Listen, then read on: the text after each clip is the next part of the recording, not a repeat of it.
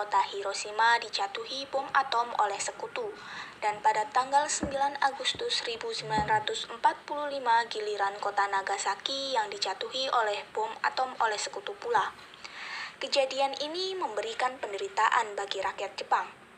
Pasukan Jepang semakin lemah, dan pada tanggal 12 Agustus 1945, Soekarno-Hatta selaku pimpinan PPKI dan Rajiman Wetyo-Diningrat sebagai mantan ketua BPU PKI diterbangkan ke Dalat, 250 km di sebelah timur Laut Saigon, Vietnam, untuk bertemu Marsekal Terauchi. Mari Pak Kasih di rumahku, Bung. Kamarnya akan saya jamin. Terima kasih. Ruangan mana yang kami bisa pakai? Sini, Bung. Saya siapkan. Baik, terima kasih.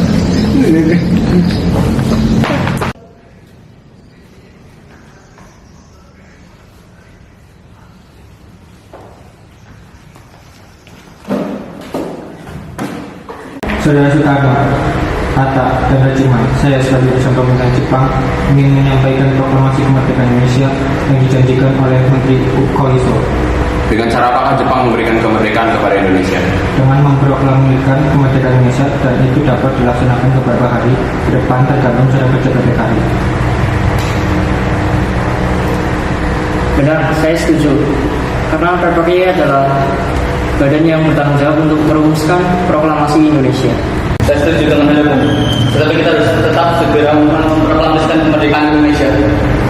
Maaf, tetapi pihak Jepang meminta proklamasi kemerdekaan dibacakan pada tanggal paling cepat, tanggal 24 Agustus 1945. Akan saya pikirkan kembali permintaan Anda, karena kami harus membicarakan dengan PPKI.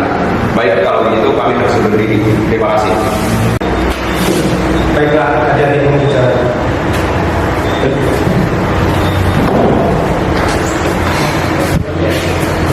Berita tentang kekalahan tersebut sangat dirahasiakan oleh Jepang. Bahkan semua stasiun radio disegel oleh Jepang. Tetapi tokoh golongan muda yakni Sultan Syahrir, Wikana, Darwis, dan Hairul Saleh mendengar kabar ini melalui radio BBC.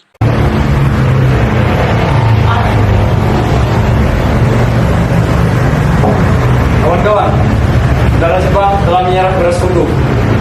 Berarti di Indonesia terjadi kekosongan kekuasaan. Kita harus mendesak golongan tua, terutama Bung Karno, untuk segera memproklamasikan kemerdekaan. Terus sekali kawan.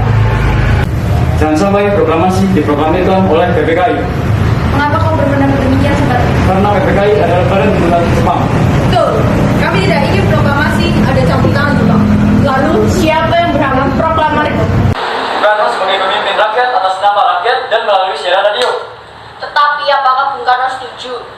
Beliau kan ketua PPKI. Kalau beliau menginginkan naskah proklamasinya disusun oleh PPKI, kita paksa saja dia. Kalau perlu. Kalau perlu apa? Kita harus bicara baik-baik dengan beliau dulu. Betul kawan, kekerasan bukan cara penyelesaian yang tepat. Lebih baik kita menemui Soekarno setelah dia pulang dari darat. Betul. Tanggal 14 Agustus 1945, Syahrir, Wikana, Darwis, dan Saleh menemui Bung Karno di kediamannya.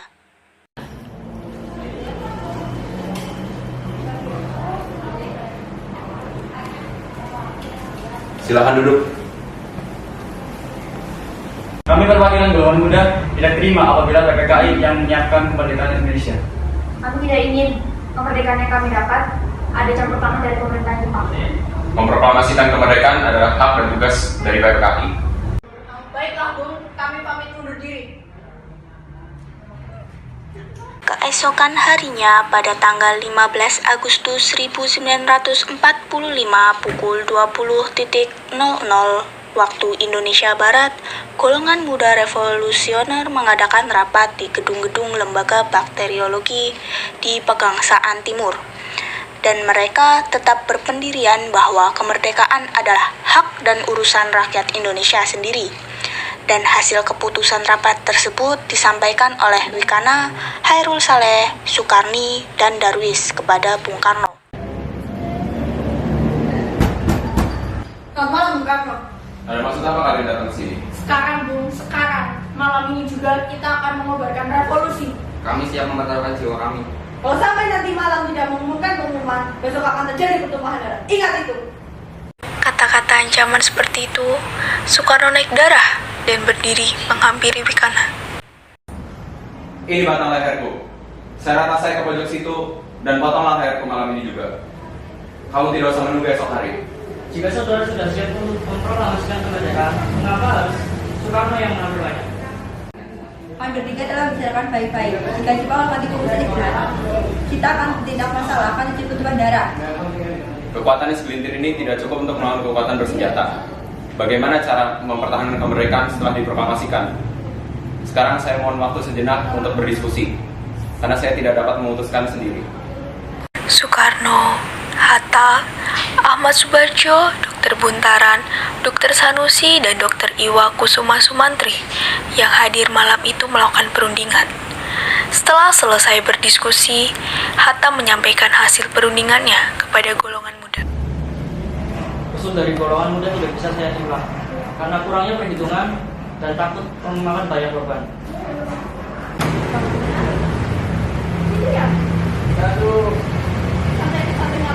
Setelah mengetahui pendirian golongan tua, pada pukul 12 malam, golongan muda melakukan rapat di Asmara Baperpi, Jalan Cikini nomor 71.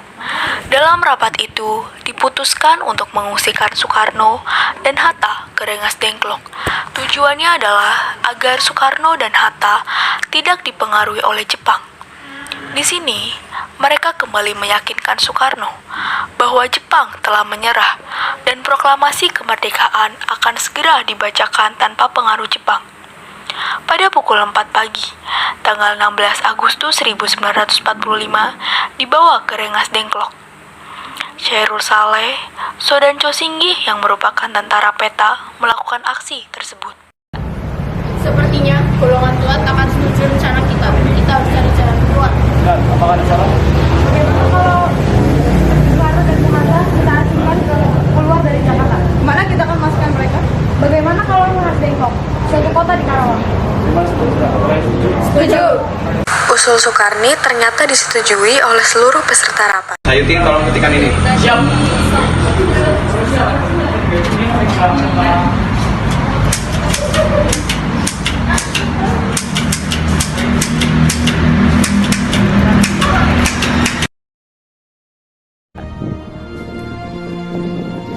Proklamasi. Kami, bangsa Indonesia, dengan ini menyatakan kemerdekaan Indonesia. Hal-hal yang mengenai pemindahan kekuasaan dan lain-lain diselenggarakan dengan cara saksama dan dalam tempo yang sesingkat-singkatnya. Jakarta, 17 Agustus 1945, atas nama bangsa Indonesia, Soekarno, Hatta. Dikasih info, Mas Le.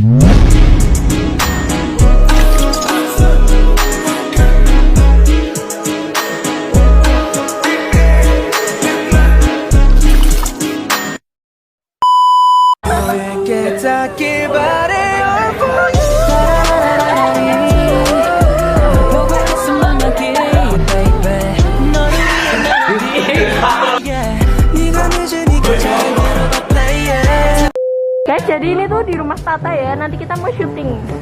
Ini ada sutradara. Tuh yang lain. Ada asistennya. Iya, ini asistennya. Guys, jadi kayak coba lihat.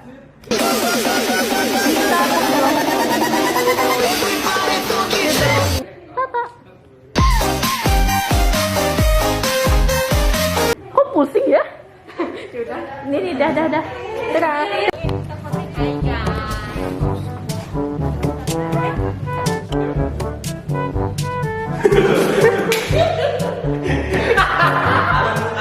Saya setuju dengan itu, tapi kita harus tetap segera memproklamasikan.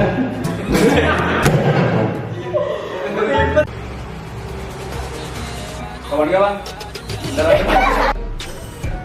Betul kawan. Kok air? Saudara Ciman. Saya utusan pimpinan.